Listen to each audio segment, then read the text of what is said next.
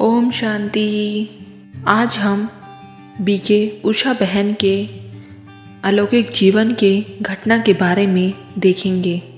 उन दिनों हम अफ्रीका में रह रहे थे जब ब्रह्मा कुमारी के भाई बहन हमारे पास आए एवं ज्ञान सुनाया तो हमने सुना, परंतु कुछ समझ में नहीं आया, न ही इस मार्ग में चलने की प्रेरणा हुई।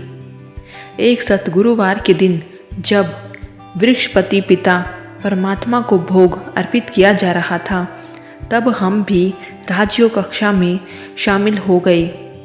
राजयोग शिक्षिका बहन जी ध्यान व्यवस्था में बाबा के पास भोग लेकर गई। उन्होंने जो दृश्य ऊपर देखा वह हमें नीचे बैठे खुली आंखों से अनुभव हुआ। मैंने समझा यही योग में सभी को दिखाई पड़ता होगा। बाद में बहन जी ध्यान सुनाने का संदेश सुनाने लगी तो मुझे लगा जब सभी ने यही देखा तो फिर यों सुनाने की क्या आवश्यकता है। जब सभी चले गए तो मैंने अपनी माता जी से पूछा, आप योग में क्या देखती हैं? उन्होंने कहा, हम कुछ देखते ही नहीं हैं, हम तो शिव बाबा को याद करते हैं। मुझे बड़ा आश्चर्य हुआ।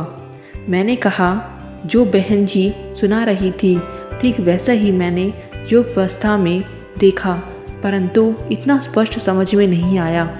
जब बहन जी से इस बारे में बात की तो उन्होंने कहा, यह तो बाबा की देन है और यह दिव्य दृष्टि की देन सभी को नहीं मिल सकती।